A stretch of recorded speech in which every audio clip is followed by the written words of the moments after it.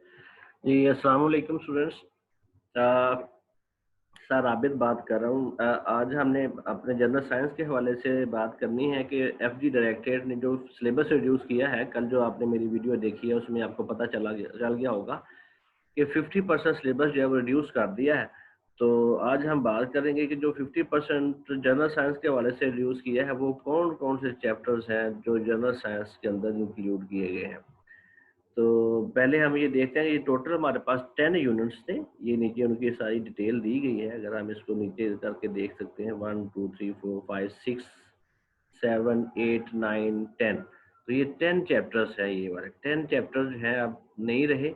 अब डेफिनेटली जिस तरह के मुल्क के अंदर हालात चल रहे थे और लॉकडाउन की वजह से, कोरोना की वजह से हम लोगों को जो है बहुत ज़्यादा मुश्किल से सामना करना पड़ा है। तो हमने स्टडी भी हमारी जो है वो इंटरप्ट हुई है और उस तरह से ज़ाहिर है पढ़ने का स्टेमिना नहीं रहा होगा। बच्चों ने घर में बैठ कर, फारिग बैठ कर अपना बहुत वक़्त ज़ाया किया। तो अभी हमें ये देखना है कि हमारे पास ये चैप्टर्स 2, 5, 6, 8 और 9 ये चैप्टर्स हैं। फिर से बोल रहा हूँ, 2, 5, 6, 8 और 9 चैप्टर। क्लास 6 के जो बच्चे हैं उनके लिए मैं ये जनरल साइंस के सिलेबस के हवाले से बात कर रहा हूँ। तो यही चैप्टर जो है ये क्यों इंक्लूड किए गए हैं, इसकी वजह भी हमने बताई थी कि बेसिकली जो इम्पोर्टेंट ये यूनिट्स थे जिनको आगे हमने 7 में भी स्टडी करना है, लिहाजा ये अगली क्लास के साथ लिंक कर रहे थे, इस वजह से हमने इन चैप्टर्स को इंक्लूड किया है। तो हमने जो ऑनलाइन क्लासेस दी हैं उनके अंदर हमने चैप्टर 2 स्टडी किया हुआ है ऑलरेडी, और जो 1 और 3 किया था वो अब ख़त्म हो गया। उसको आप समझ लें कि अब आपका उन चैप्टर से कोई एग्ज़ाम नहीं लिया जाएगा। जस्ट ये अब 2 चैप्टर जो आपने पढ़ा है उसका अब आपको एडवांटेज फर्स्ट टर्म एग्ज़ाम में होगा। तो जैसे ही स्कूल 15 सितंबर को खुलते हैं तो आते ही हमने चैप्टर नंबर 5 स्टार्ट कर देना है। चैप्टर नंबर 5 जो है एलिमेंट्स एंड कंपाउंड, बेसिकली ये केमिस्ट्री का चैप्टर है।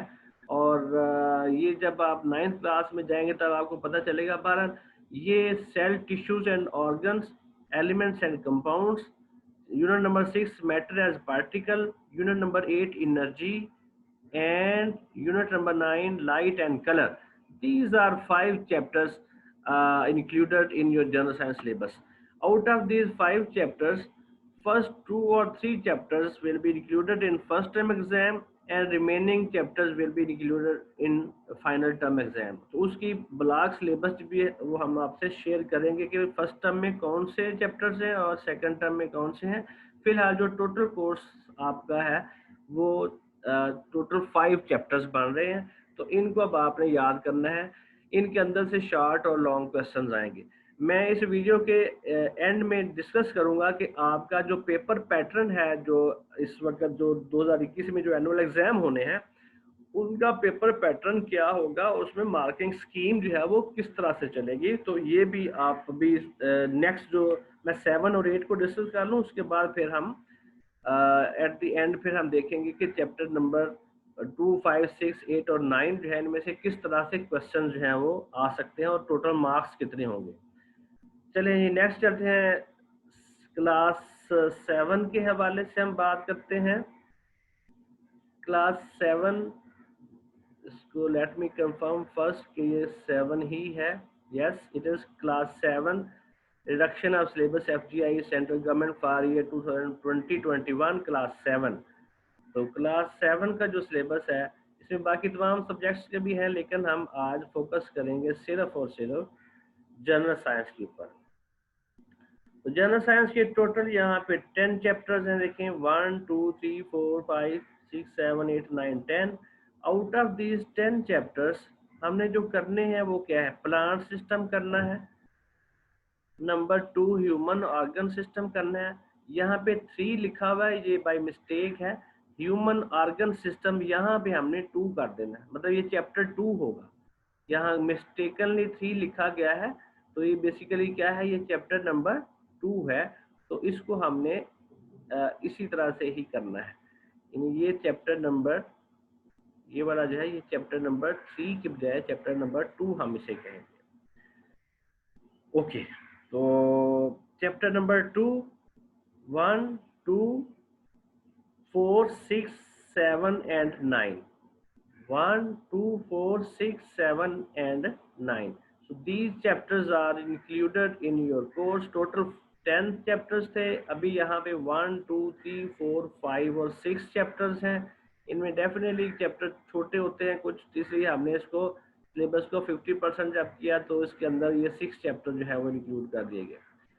तो उसकी भी रीजन यही बताई जा रही है कि चूंकि आपने नेक्स्ट क्लासेस में इन चैप्टर से लिंक कुछ और चैप्टर्स पढ़ने हैं, लिहाजा ये चैप्टर्स इन 10 में से बाकी जो छोड़ दिए हैं उनके पीछे या तो वो इतने ज्यादा इंपॉर्टेंट नहीं थे कंपैरेटिवली, या फिर जो चैप्टर्स हमने सिलेक्ट किए हैं ये वाले, इन चैप्टर्स की ज्यादा सिग्निफिकेंस है अगली क्लास में स्टडी के हवाले से हम बात कर रहे हैं.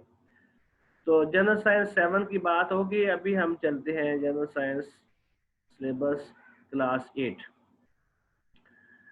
क्लास 8 जो है इसके अंदर आप देखें कि टोटल चैप्टर कितने थे, 1, 2, 3, 4, 5, 6, 7, 8, 9, 10 आई थिंक और भी होने चाहिए. यस 11, 12. तो टोटल 12 चैप्टर्स थे और उसके अंदर 12 में से हमने 1, 2, 5, 7, 8 और 9 करने हैं. एक दफ़ा ज़रा 7 में भी देख लें, शायद कहीं नीचे ना उसके 2 चैप्टर्स हों, लेकिन ये आई थिंक ये मैक्सिमम 10 चैप्टर्स थे. It's okay. तो जी 8 क्लास के टोटल 10 और 2 नीचे मैंने बताया. तो ये उन 12 चैप्टर में से ये हमने करने हैं 1, 2, 5, 7, 8, 9. 1, 2, 5, 7, 8, 9. ये क्लास 8 का सिलेबस है. इसको हम कंफर्म कर लेते हैं जी. इसकी हेडिंग के हवाले से अब हम बात करते हैं. ये क्लास 8 का सिलेबस है, ब्लॉक सिलेबस क्लास 8. ओके. तो ये 8 क्लास जो है इसके अंदर बेसिकली ये यहाँ पे जो इसका क्लास 8 के हवाले से आप ये भी देखें कि जिसने ये बनाया है उसने क्या कहा है. was reviewed and a new scheme of studies was prepared with 50% exclusion. The scheme of studies was prepared according to instruction given in letter following is division of syllabus of 8 grade. तो ये 8 grade का हमने syllabus जो है वो discuss करना है. तो ये हमारे पास बच्चों 5 चैप्टर्स 6 चैप्टर्स है, 1, 2, 5, 7, 8 और 9 चैप्टर्स हैं. और ये इंपॉर्टेंट यूनिट्स हमने सिलेक्ट किए हैं खास तौर पे क्लास 8 के हवाले से. ये पर्टिकुलरली मैं ये कहूँगा कि क्लास 8 नहीं, चूँकि नेक्स्ट 9th में जाना होता है, तो 9th में आगे जाके फिजिक्स, केमिस्ट्री, बायो और मैथ करना होता है. तो जो जनरल साइंस है वो 3 सब्जेक्टों में आगे डिवाइड होती है, केमिस्ट्री, फिजिक्स, बायो. तो यहाँ पे जो पहला चैप्टर है और ये दूसरा चैप्टर है, ये पहले दोनों बायो के चैप्टर हैं.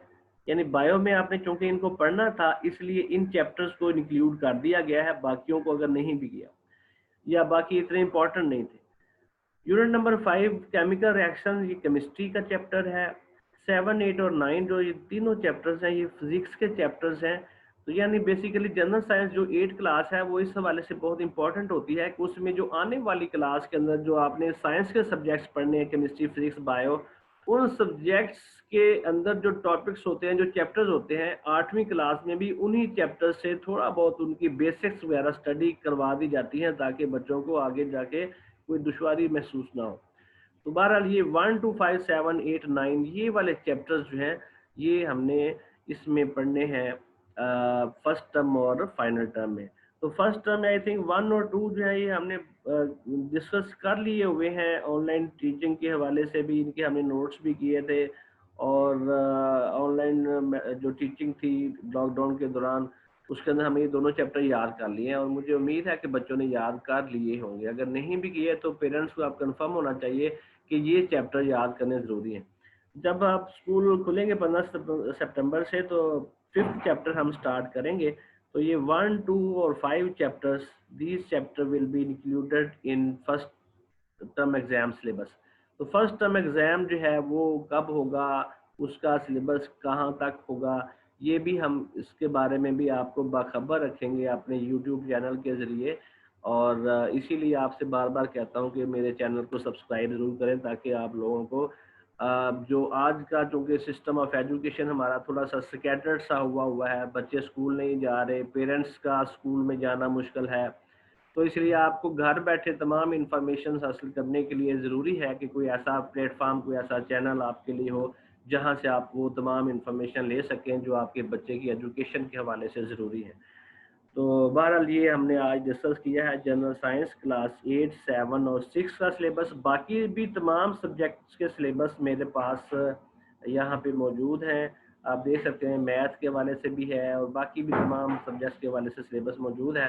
तो इनके हवाले से हम बात करेंगे और आप अगर कमेंट करते हैं कि हमें बाकी सिलेबस भी दिखाएं तो वो सिलेबस भी हम आपसे बात कम क्लासेस क्लास 1 से लेकर आगे तक अब तकरीबन सेम है, लेकिन मैं जनरल साइंस की स्पेसिफिकली बात करूंगा कि जनरल साइंस के अंदर जो हमारा पेपर पैटर्न या मार्किंग स्कीम है, डिवीजन ऑफ मार्किंग है, एनुअल एग्जाम 2021 जिसमें सिलेबस को रिड्यूस कर दिया गया है, तो वो किस तरह से चलेगी। क्योंकि अगर बच्चे को पेपर पैटर्न का ही पता नहीं होगा तो वो जो याद करेगा उसे नहीं पता चलना कि मैंने क्वेश्चन याद किस तरह से करने हैं। तो तमाम एफजी स्कूल्स और वाम रीजन हो चाहे वो कोर्ट रीजन हो, तो उन तमाम एफजी स्कूल्स के लिए जो है जो हमारा पेपर पैटर्न है वो अब जो मार्किंग स्कीम है वो अभी हम डिस्कस करने जा रहे हैं।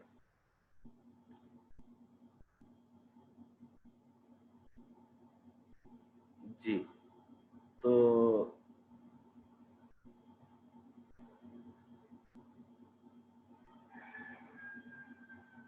इसको अगर हम फुल स्क्रीन कर लें, बिल्कुल, तो ये हमारा जो पेपर पैटर्न है जी वो इस तरह से है।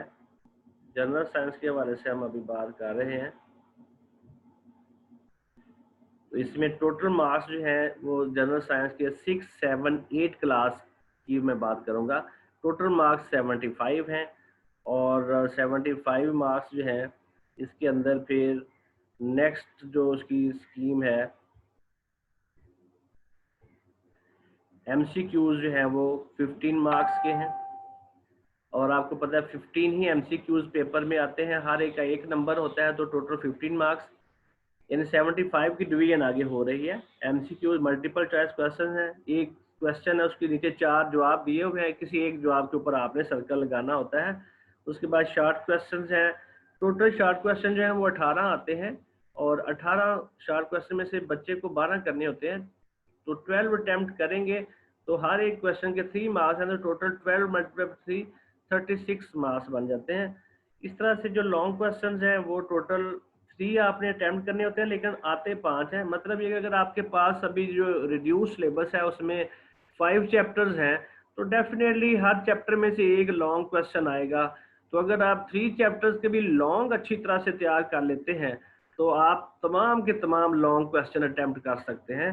तो 8 इंटू 3 24 मार्क्स, यानी हर लॉन्ग क्वेश्चन के 8 नंबर होते हैं, तो आपने 3 चौके अटेम्प्ट करने होते हैं, तो टोटल जो है आपके पास जो मार्क्स हो जाएंगे वो 24। अब इन सबको ऐड करेंगे तो ये 75 मार्क्स टोटल हो जाएंगे, यानी 36 प्लस 24 60 और 15 ये वाले ऐड कर ले तो ये 75 मार्क्स का अभी पेपर होगा next. This is very important note for class 8। Class 8 पहली दफा 100% स्टूडेंट्स स्कॉलरशिप एग्जाम में जा रहे हैं। पहले ये होता था कि क्लास के अंदर अगर 40 की स्ट्रेंथ है तो 25% बच्चे यानी कोई 10 बच्चे जो हैं उनको हम स्कॉलरशिप में अपीयर करवाते थे, बाकी बच्चे स्कूल का एग्जाम देते थे। लेकिन अभी ऐसी सूरत हाल नहीं है, अभी 10 बच्चे जो हैं वो नहीं जाएंगे बल्कि 40 के 40 स्टूडेंट जो है वो स्कॉलरशिप एग्जाम में जाएंगे। और स्कॉलरशिप एग्जाम के अंदर पूरी क्लास जब अपीयर होगी तो डेफिनेटली उस एग्जाम को जैसे बोर्ड टाइप एग्जाम है, आप यूँ कहें कि एक बोर्ड एग्जाम है जिसको डायरेक्टरेट जो है वो मॉनिटर करता है, डायरेक्टरेट जो है उसको कंडक्ट करवाता है।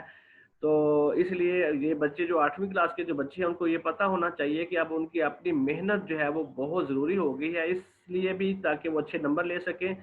ना सिर्फ इसलिए बल्कि उनके ऊपर ही डिपेंड करता है, तमाम जो स्कूल की ऑनर और रिस्पेक्ट का जो मसला है वो भी उनके ऊपर है कि अगर वो बच्चे पास नहीं होते तो डेफिनेटली स्कूल जो है उसके ऊपर भी जो है इसका डिसक्रेडिट जाएगा। तो मैं समझता हूँ कि आप लोगों को अपने लिए, अपने स्कूल के लिए, अपने इदारे के लिए, अपने वालिदैन के लिए अब ज़्यादा मेहनत करनी पड़ेगी। लेकिन बाकी जो क्लासेस 1 से लेकर 7 तक उनका एग्ज़ाम स्कूल के अंदर ही होगा और वो एफजीआई जो हमारे रीजनल ऑफिसर्स होते हैं उनके तहत जो है वो एग्ज़ाम लिया जाएगा।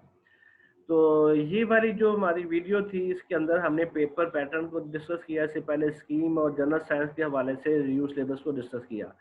अब मैं समझता हूँ कि अभी बहुत सारी क्यूरीज हैं, बहुत सारी चीज़ें हैं जो आप पूछना चाह रहे हैं, पेरेंट्स पूछना चाह रहे हैं कि फॉर एग्जांपल कि फर्स्ट टर्म में कितना कोर्स आना है, फर्स्ट टर्म में जो सिलेबस आएगा वो कौन-कौन से चैप्टर पर मुश्तमिल होगा, बाकी सब्जेक्ट्स इंग्लिश के बारे में सर बताएँ, कोई कहेगा सर इस्लामियात का भी प्लीज़ बता दें। तो मैं उस वक़्त तक मुझे पता नहीं चलेगा कि आपकी रिक्वायरमेंट क्या है, जब तक आप इस वीडियो के ऊपर कमेंट नहीं करते और कमेंट करके उसको लाइक करें, फिर उसको शेयर करें अपने फ्रेंड्स के साथ, अपने क्लास फेलो के साथ, और मोस्ट इम्पॉर्टेंट ये है कि आप इस चैनल को सब्सक्राइब कर दें, ताकि जब आप सब्सक्राइब करते हैं तो आपको मेरी जो नई आने वाली जो आपको अपडेट रखेगी वीडियो, उसके बारे में आपको पता चल जाएगा और वो आपके पास नोटिफाई हो जाएगी। बेल आइकन पे क्लिक करें ताकि आपको नोटिफिकेशन भी मिल जाए कि सर आबद की तरफ से एक नई वीडियो आ गई है। और वो डेफिनेटली आज के दौर में जब आप लोग ना स्कूल जा सकते हैं प्रॉपरली, जो क्योंकि लॉकडाउन भी हो सकता है, होता भी रहता है, और फिर कैंट के अंदर एंट्रीज भी डिफिकल्टीज हैं, तो मैं समझता हूँ कि आपको घर बैठे अगर तमाम इंफॉर्मेशन मिल रही हो कि हमने कहाँ जाना है, किस तरफ जाना है, कौन सा सिलेबस अपने बच्चों को करवाना है, बच्चों को घर में बिठाकर हमने किस तरीके से उनकी तैयारी करवानी है, तो इस हवाले से मैं समझता हूँ कि आपको मेरे चैनल को सब्सक्राइब करना होगा। और जैसे ही आप सब्सक्राइब करेंगे तो आप समझ लें कि आप एक ऐसे चैनल के साथ लिंक कर बैठे हैं कि जो आपको अपडेट रखेगा आपके बच्चे के एजुकेशन के हवाले से। तो बस आज के लिए इतना ही। नेक्स्ट जो आपके कमेंट्स हैं उनको सामने रखते हुए अगर वीडियो की ज़रूरत पड़ी तो इंशाल्लाह फिर हाज़िर होंगे। बहुत शुक्रिया, अपना ख्याल रखें, स्टे होम, स्टे सेफ।